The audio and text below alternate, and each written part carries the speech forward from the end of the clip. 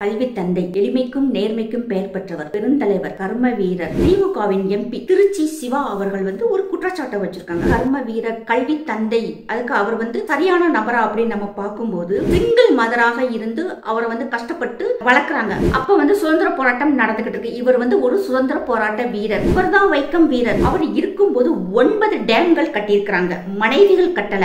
3 கிலோமீட்டருக்கு ஒரு ஸ்கூல் கம்பல்சரியா கொண்டு வந்திருக்காங்க. யூனிஃபார்ம் கொண்டு வந்திருக்காரு. சத்துணவு கொண்டு வந்திருக்காங்க. இந்திரா காந்தி அம்மையார் இருக்கும்போது இவரை கிங் மேக்கர் அப்படின்னு சொல்லி அறிவிச்சிருக்காங்க. ஏசி இருந்தாதான் நான் தூங்குவேன் அப்படின்னு சொல்லியிருக்காங்க. நான் நினைக்கிறேன் கலைஞர் ஐயாவை சொல்றதுக்கு பதில் டங் ஸ்லிப் ஆகி காமராஜர் ஐயாவை சொல்லிட்டாங்க அப்படின்னு நினைக்கிறேன். ஏன்னா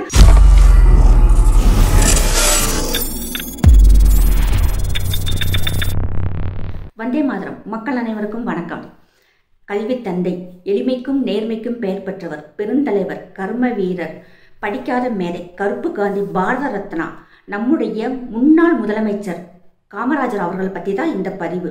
அவருடைய 123வது பிறந்த நாள் ஜூலை 15ஆம் தேதி தமிழக அரசால் கொண்டாடப்பட்டது.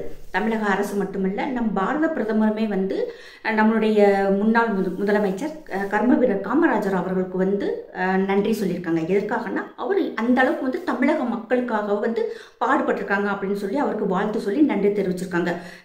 தாவேகாவினுடைய விஜய் ஆகட்டும், எதிர்க்கட்சி தலைவர்களாகட்டும், இன்னைக்கு ஆளும் அரசாங்கமுமே மலர் தூவி மரியாதை செஞ்சிருக்காங்க. இப்ப திமுகவின் எம்பி திருச்சி சிவா அவர்கள் ஒரு குற்றச்சாட்டை வச்சிருக்காங்க. அதாவது கர்ம வீரர் காமராஜர் அவர்கள் நான் ஏசி ரூம் இருந்தாதான் நான் தூங்குவேன் அப்படின்னு சொன்னேன் அப்படின்னு சொல்லி ஒரு குற்றச்சாட்டை ஒன்று வச்சிருக்கிறாங்க. இப்ப நம்ம பார்த்தோம்னா அவர் வந்ததுக்கு பிறகுதான் கல்வியில நிறைய மாற்றங்கள் ஏற்பட்டிருக்கு. எதுக்கு அவரை கர்ம வீரர், கல்வி தந்தை, அதுக்கு அவர் சரியான நபரா அப்படின்னு நம்ம பார்க்கும்போது 1903 ஜூலை 15ஆம் தேதி ஒரு நாடார் சமூகத்திலிருந்து, ஒரு எளிய குடும்பத்திலிருந்து அவர் வர்றாங்க. அவங்க அப்பா ஒரு தேங்காய் வியாபாரி, அவங்க அம்மா சிவகாமி அம்மாள், இவர் கூட நாகம்மாள் அப்படின்னு சொல்லி ஒரு தங்கை ஒருத்தவங்க இருக்கிறாங்க. இவர் காமராஜர் ஐயா அவர்கள் அவருடைய 6 வயதுல தன்னுடைய தகப்பனார் இறந்துடுறாங்க. அவங்களுடைய தாயார் சிவகாமி அம்மாள் சிங்கிள் மதராக இருந்து அவரை கஷ்டப்பட்டு வளர்க்குறாங்க. அப்படி இருக்கும்போது அந்த சமயத்துல அவரை படிக்க வைக்க முடியாம அவங்களுடைய கல்வி தன்னுடைய 11 வயசுலேயே அவர் டிராப் பண்ணிடுறாரு. அதற்கு பிறகு அவங்களுடைய தாய்மாமாவினுடைய துணிக்கடையில போய் வேலை பார்த்துக்கிட்டு இருக்கும்போது அவருக்கு அரசியல் ஆர்வம் ஏற்படுது. அந்த சமயத்துல தான் சுதேசி மித்திரன் பத்திரிகையை அவர் வாங்கி ரீட் பண்றாங்க. அவங்க மாமா கூட சேர்ந்து பஞ்சாயத்து கூட்டம், அரசியல் கூட்டம், பொதுக்கூட்டங்களுக்கு போய் பார்க்கும்போது அப்ப சுதந்திர போராட்டம் நடந்துகிட்டு இருக்கு. இவர் ஒரு சுதந்திர போராட்ட வீரர். மற்றவங்க மாதிரி பெயருக்காக இவர் இல்லை, இவர் சுதந்திர போராட்டத்துல கலந்துருக்காங்க. அந்த கூட்டத்துல போய் இவர் கலந்திருக்காரு. என்ன சொல்றாங்க, நம்ம நாடு ஏன் இப்படி அடிமையாக கிடக்கு அப்படி சொல்லி எல்லாத்தையுமே அவர் வாட்ச் பண்ணியிருக்காரு. வாட்ச் பண்ணிட்டு இருக்கும்போது தன்னுடைய 16வது வயசுல அரசியல் ஆர்வம் ஏற்பட்டு தன்னுடைய 17வது வயதுல அவர் அரசியலுக்கு போறாரு. போய் அதுல அந்த கூட்டங்களில் போய் கலந்துக்கிறது, அவங்க என்ன செய்யறாங்கன்னு சொல்லி ஃபுல்லா வாட்ச் பண்ணிட்டு இருக்கும் போதேவும் அதற்கு பிறகு இன்னொரு மாமா திருவனந்தபுரத்துல மரக்கடை வச்சிருக்கிறாங்க. அந்த கடைக்கு இவர் வேலைக்கு போகும்போது திருவனந்தபுரத்துல இருந்து கோட்டயம் டிஸ்ட்ரிக்ட்ல வைக்கம் அப்படிங்கிற நகரில் ஒரு சிவன் கோயில் இருக்கு. மகாதேவர் வியாக்கியபுரீஸ்வரர் இல்லாட்டி வைக்கத்தப்பன் அதனுடைய மூலவர். அந்த கோயிலுக்குள்ள அனைத்து சாதி மக்களும் தங்கு தடையின்றி உள்ள போகணும் அப்படின்னு சொல்லி ஒரு சத்தியகிரக போராட்டம் நடக்குது. அந்த போராட்டத்துல இவர் கலந்துக்கிறாரு. இவர் தான் வைக்கம் வீரர். சும்மா அந்த இந்தியன் படத்துல சொல்லுவாங்க இல்லையா, கூட்டத்துல சுதந்திர போராட்ட சமயத்துல கூட்டத்துல நின்று வேடிக்கை பார்த்தவன்லாம் சுதந்திர போராட்ட தியாகியா அப்படிங்கிற மாதிரி மற்றவங்கெல்லாம் யாரும் வைக்கம் வீரர் இல்லை. ஏன்னா இப்ப நிறைய பேர் வேறவங்கள சொல்லிக்கிட்டு இருக்காங்க இல்லையா. உண்மையான வைக்கம் வீரர் இவர் தான். ஏன்னா இவர் அந்த போராட்டத்துல கலந்துருக்காரு. அந்த சமயத்துல அவர் திருவனந்தபுரத்துல இருந்து கோட்டயம் போய் அந்த வைக்கம் நகர்ல அந்த போராட்டத்துல கலந்துக்கிட்டு மற்ற ஜாதி, அதாவது அனைத்து சாதி மக்களுமே கோயிலுக்குள்ள போகணும் அப்படின்னு சொல்லி மிகவும் ஒரு ஆசைப்பட்டு அந்த போராட்டத்துல கலந்துருக்காங்க. அந்த ஒரு கொஞ்சம் ஏஜ்லயே ஒரு 17-18 வயசுலயே அவருக்கு ஒரு அரசியல் ஆர்வம் ஏற்பட்டு காந்தியினுடைய கொள்கைகளால் ஈர்க்கப்பட்டு மது சாப்பிடக்கூடாது, தீண்டாமை, சாதி ஒழிப்பு இருக்கணுங்கிற அந்த கருத்துக்களால் ஈர்க்கப்பட்டு இந்திய தேசிய காங்கிரஸ்ல அவர் சேர்றாரு. அப்படி சேரும்போது அவர் தன்னுடைய 34வது வயதிலேயேவும் சட்டசபை தேர்தலில் நின்று ஜெயிச்சு வந்துடுறாரு. 1954 இருந்து கிட்டத்தட்ட ஒரு 9 வருடம், நியர் ஒரு 10 இயர்ஸ் வந்து தமிழ்நாட்டினுடைய முதலமைச்சராக இருக்கிறார். அவர் இருக்கும்போது 9 டேம்கள் கட்டியிருக்கிறாங்க. மனைவிகள் கட்டலை, தன்னுடைய மக்களுக்காக திருமணமே செய்யாமல் தமிழக மக்கள் வந்து நல்லா இருக்கணுங்கிறதுக்காக தன்னுடைய வாழ்க்கையை அர்ப்பணிச்ச ஒரு பெருந்தலைவர். இவர் தான் வந்து பெருந்தலைவர், கர்ம வீரர்னே சொல்லலாம். சுதந்திர போராட்டத்தில் கலந்துக்க கர்ம வீரர்னு சொல்லலாம். தன்னுடைய வாழ்க்கையை வந்து தமிழக மக்களுக்காக, இந்த நாட்டுக்காக அர்ப்பணிச்ச ஒருத்தர் பெருந்தலைவர்னு நம்ம ஏற்றுக்கிறலாம் இல்லையா? அதே மாதிரி பார்க்கும்போது 9 டேம்கள் கட்டியிருக்கிறாரு. மக்களுக்கு வந்து விவசாயத்துல வந்து எந்த அளவுக்கு வந்து டெவலப் பண்ணணும்னு சொல்லி யோசிச்சிருக்காங்க. இவரை எதிர்த்து போட்டியிட்ட சுப்பிரமணியம் அவர்களையும் அவரை முன்மொழிஞ்ச எம் பக்தவச்சலம் அவர்களையுமே வந்து அவருடைய அமைச்சரவையை சேர்த்துக்கிறாரு. எதிர்கட்சியாக இருந்தாலுமே அவங்க வந்து ஏற்றுக்கிட்டு மாநிலங்களில் வந்து நிறைய மாறுதல்கள் கொண்டு வர்றாங்க. அரசாங்கத்திலையும் கல்வித்துறையிலையும் நிர்வாக திறன்லையும் வந்து நல்ல ஒரு அறிவானவங்கள் இருக்கணும் அப்படின்னு நினைச்சிட்டு அத்தனை பேரையுமே வந்து அந்த அமைச்சரவையில் கொண்டு வந்து கல்வியில வந்து நிறைய சீர்திருத்தம் கொண்டு வந்திருக்காங்க. கல்வி தந்தைனா இவர் தான் கல்வி தந்தை. எப்படி பார்த்தோம், 6000 ஸ்கூல்கள் வந்து க்ளோஸ் பண்ணி இருந்ததை வந்து இவர் வந்ததுக்கு பிறகு ரீஸ்ட்ரக்சர் பண்ணி ஓபன் பண்றாங்க. 12,000 ஸ்கூல்களை வந்து புதுசாக வந்து ஓபன் பண்றாங்க. அந்த சமயம் பார்க்கும்போது ரொம்ப கஷ்டப்படும் நம்ம தமிழகம் வந்து அவ்வளவு டெவலப் இல்லை, இந்தியா ஃபுல்லாவே டெவலப் இல்லை. அந்த சுதந்திர போராட்டத்துக்கு பிறகு நம்ம நாட்டில் நிறைய கொள்ளையடிச்சிட்டு போனாங்க. அதுக்கு வந்து இந்த அரசாங்கம் வந்து நம்ம மக்கள் வந்து அவ்வளவா கவனிக்கல. அந்த சமயத்துல வந்து ரொம்ப கஷ்டப்படுற மக்கள் வந்து பெரும்பாலும் ஸ்கூலுக்கு அனுப்பல. அதனால என்ன பண்றாங்கன்னா, மதிய உணவு கிடைச்சா பிள்ளைக்கு வந்து படிக்க வருவாங்க அப்படின்னு சொல்லிட்டு உணவுகள் கொடுக்குறாங்க. அதாவது இலவசமாக மதிய சாப்பாடு கொடுக்குறாங்க. ஒரு நாளைக்கு ஒரு தடவையாவது குழந்தைகளுக்கு வந்து சாப்பாடு கொடுக்கணும்னு நினைக்கிறாரு. அப்ப சாப்பாடு வர்ற பசங்க வந்து கண்டிப்பாக படிப்பாங்க அப்படின்னு சொல்லிட்டு கட்டாயமாக உணவு கொடுத்து பிள்ளைகளை கட்டாய கல்விக்கு கொண்டு வர்றாங்க. கிட்டத்தட்ட 11 வயசு கீழே இருக்கும் அனைத்து மாணவர்களுக்கும் வந்து ஒரு நாளைக்கு ஒரு தடவை உணவு, அதுவும் சத்தான உணவு. ஏன்னா மக்களுக்கு வந்து ஊட்டச்சத்து குறைபாடுகள் இருக்கு, அதை போக்கணுங்கிறதுக்காகவே வந்து மத்திய உணவு திட்டத்தை முதல்ல கொண்டு வந்தது காமராஜர் ஐயா தான். அதனால வந்து இவர் வந்து கல்வி தந்தை. சாதாரண மக்கள் வந்து படிக்கணும் அப்படின்னு நினைக்கிறாங்க. சாதி பாகுபாடுகள் ஸ்கூல்ல இருக்கக்கூடாதுங்கிறதுக்காக யூனிஃபார்ம் சிஸ்டத்தை கொண்டு வந்தது இவர் தான். 3 கிலோமீட்டருக்கு ஒரு ஸ்கூல் கண்டிப்பாக இருக்கணும். ஏன்னா ரொம்ப தூரம் நடந்து போனா வந்து இவ்வளவு தூரம் நடந்து போய் படிக்கணுமா அப்படின்னு சொல்லி யோசிச்சிருவாங்களே அப்படின்ட்டு கம்பல்சரியாக 3 கிலோமீட்டருக்கு ஒரு ஸ்கூல் இருக்கணும் அப்படின்னு சொல்லிட்டு ஸ்கூல்களை கொண்டு வர்றாங்க. ஆனா இன்னைக்கு நம்ம பார்த்தோம்னா 2 கிலோமீட்டருக்குள்ள 3 சாராய கடை, 4 பார் இருக்கு. எல்லாமே நமக்கு தெரியும். ஆனா பிள்ளைகள் நடக்கக்கூடாதுங்கிறதுக்காக வந்து 3 கிலோமீட்டருக்கு ஒரு ஸ்கூல் வந்து கம்பல்சரியாக கொண்டு வந்திருக்காங்க. யூனிஃபார்ம் கொண்டு வந்திருக்காரு, சத்துணவு கொண்டு வந்திருக்காங்க. கஷ்டப்படுற குடும்பங்களுக்கு வந்து வேலை வாய்ப்புகளுக்கு முன்னுரிமை கொடுத்துருக்காங்க. அப்போ கூட ஒரு எக்ஸாம்பிள் நிறைய பேர் நம்ம சின்னப்பா கணேசன் சார் கூட சொல்லியிருக்காங்க. அது எப்படின்னா, அதாவது வந்து நிறைய பேர் வேலைக்கு அப்ளிகேஷன் கொடுத்துருக்காங்க.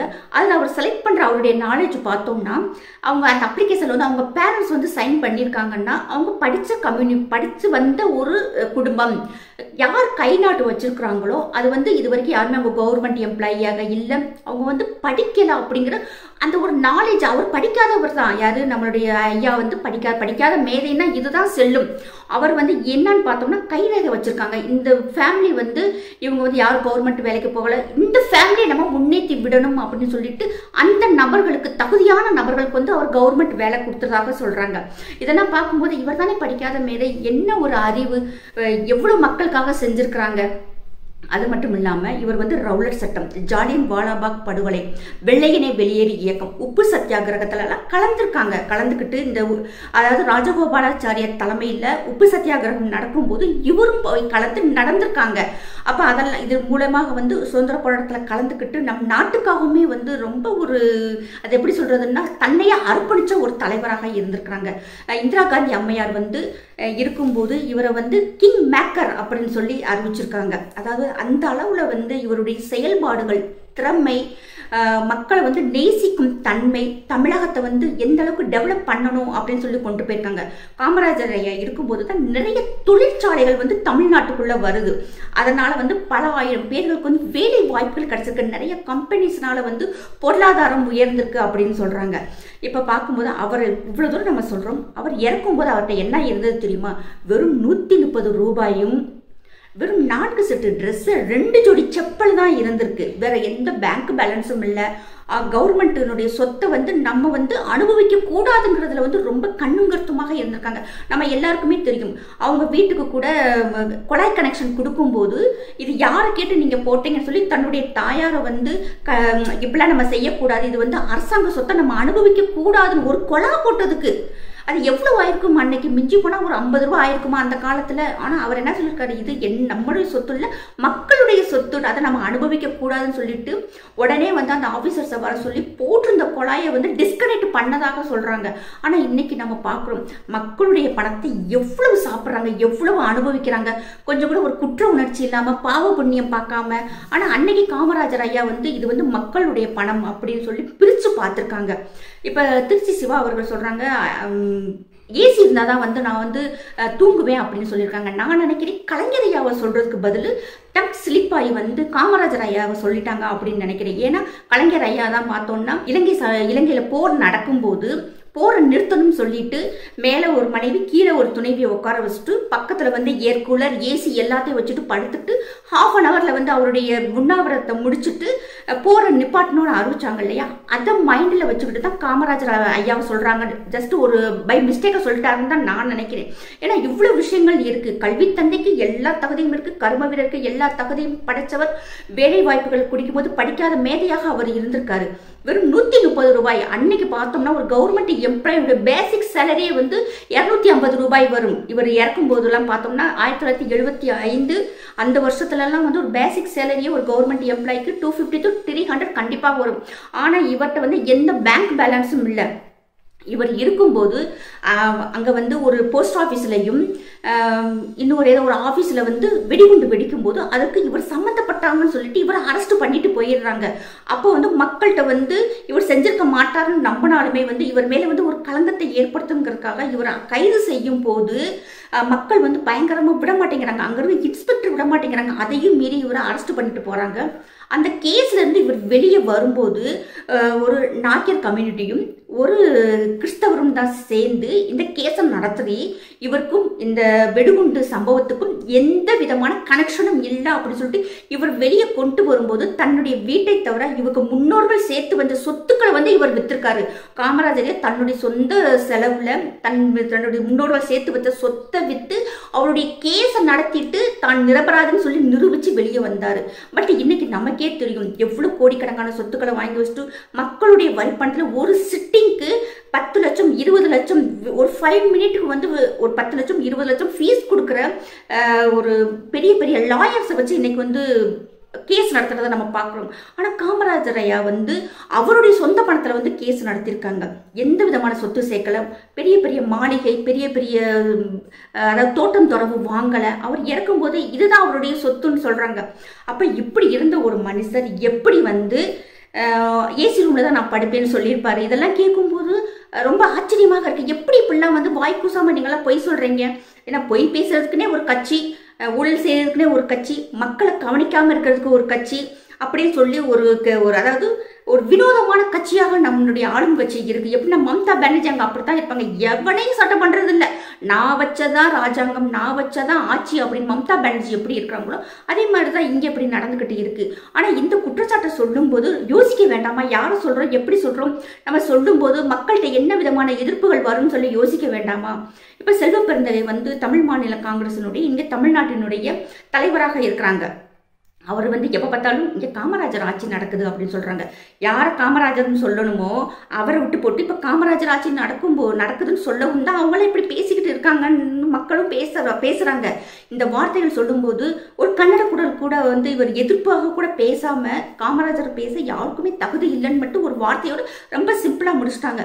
எப்படி அவங்க பேசலாம்னு சொல்லிட்டு ஜெகலில் அரைஞ்ச மாதிரி 4 கேள்வி கேட்டால் தானே அடுத்து பேசுகிறவங்களுக்கு ஒரு பயம் வரும். இப்போ எல்லாரும் சொல்கிறாங்க நாடக கம்யூனிட்டி வந்து வந்து வாய்ஸ் கொடுக்கல அப்படின்னு சொல்லிட்டு இவர் வந்து நம்ம என்ன பண்ணிட்டு தெரியுமா, கப்பலோட்டிய தமிழன் ஆகட்டும், காமராஜர் ஐயா ஆகட்டும், தேவரையா ஆகட்டும், இவங்க எல்லாருமே நம்ம என்ன பண்ணிட்டோம்னா ஜாதி தலைவர்களாக ஆகிட்டோம். ஏன்னா அவங்க வந்து அவங்கள மட்டும்தான் அவங்க வந்து கொண்டாடணும், மற்றவங்க யாருமே வந்து அவங்கள எடுத்து பேசக்கூடாது, அவங்கள தூக்கி வச்சு கொண்டாடக்கூடாதுங்கிற மாதிரி மைண்ட் செட்டு நமக்கு வந்துருச்சு. இவங்க எல்லாருமே பார்த்தோம்னா சுதந்திர போராட்டத்துக்காக பாடுபட்ட தியாகிகள்.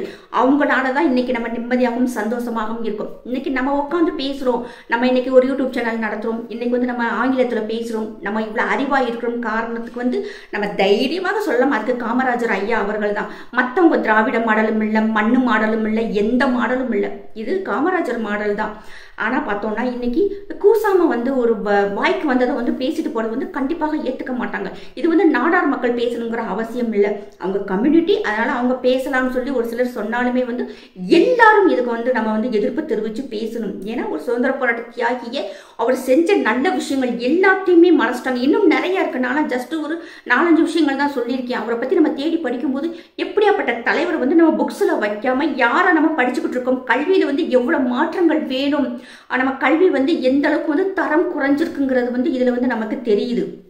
இப்போ நாடார் சமூகம் வாய்ஸ் கொடுக்கணும்னா ஃபர்ஸ்ட் கொடுக்க வேண்டியவங்க யார் தெரியுமா, கனிமொழி நாடார். அவங்க தான் வந்து சொல்லணும். அவங்க சொல்லணும் இல்லையா, இல்லை இது வந்து எங்கள் அப்பாட்டையுமே வந்து அடுத்து வந்து இந்த நாட்டையும் தமிழ்நாட்டையும் வந்து நீதே காப்பாற்றணும்னு பிடிச்சி கொடுத்துட்டு போனாங்க அப்படின்னு சொல்லிட்டு கண்டிப்பாக காமராஜர் ஐயா வந்து இந்த ஒரு விதமான ஒரு தவறை வந்து செஞ்சிருக்க மாட்டாங்கன்னு சின்ன குழந்தைக்கு கூட தெரியும். ஏன்னா இன்னைக்கு இருக்க ஆட்சியும் கடந்த முறைகள் நடந்த விஷயங்களுமே வந்து மக்களுக்கு இப்பெல்லாம் தெரியும் போது நமக்கு வந்து இது தெரியும் எவ்வளவு விதமான பொய்களை வந்து சொல்லிக்கிட்டு இருக்காங்க அப்படின்ட்டு. காமராஜர் வந்து ஏசி ரூம் இருந்தாதான் நான் தூங்குவேன் வந்து சொல்லியிருப்பாரா அப்படின்னு சொல்லிட்டு கனிமொழி நாடார் அவர்கள் வாயை திறந்து சொல்லலாமே. ஆனால் அவங்க வந்து வாயே திறந்து பேச மாட்டாங்க.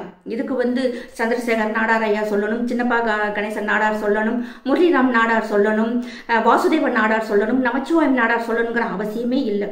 ஷெஹனாஜ் பேகமும் பேசலாம், ஜோசப்பும் பேசலாம், யாரும் பேசலாம். அவர் வந்து சுதந்திர போராட்ட தியாகி.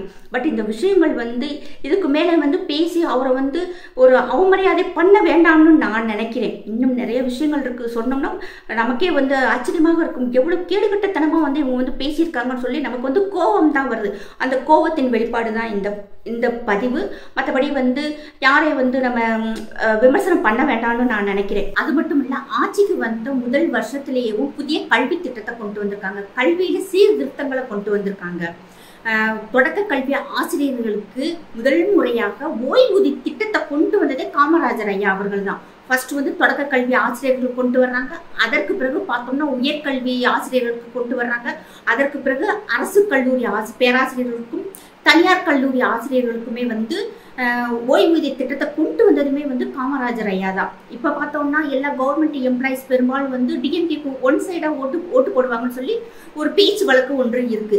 ஆனா இந்த ஓய்வூதிய திட்டத்தை வந்து பென்ஷன் ஸ்கீமை கொண்டு வந்ததே வந்து காமராஜர் ஐயா தான். காங்கிரஸ்ல இருந்தாலுமே வந்து இன்னைக்கு இருக்கிற காங்கிரஸ் இல்லாது அவர் இருக்கும்போது அவ்வளவு மாறுதல்களை வந்து அவ்வளவு ஒரு நல்ல திட்டங்களை நல்ல சீர்திருத்தங்களை கொண்டு வந்த ஒரு நல்ல ஒரு முதலமைச்சர் வந்து நமக்கு இருந்திருக்காங்க.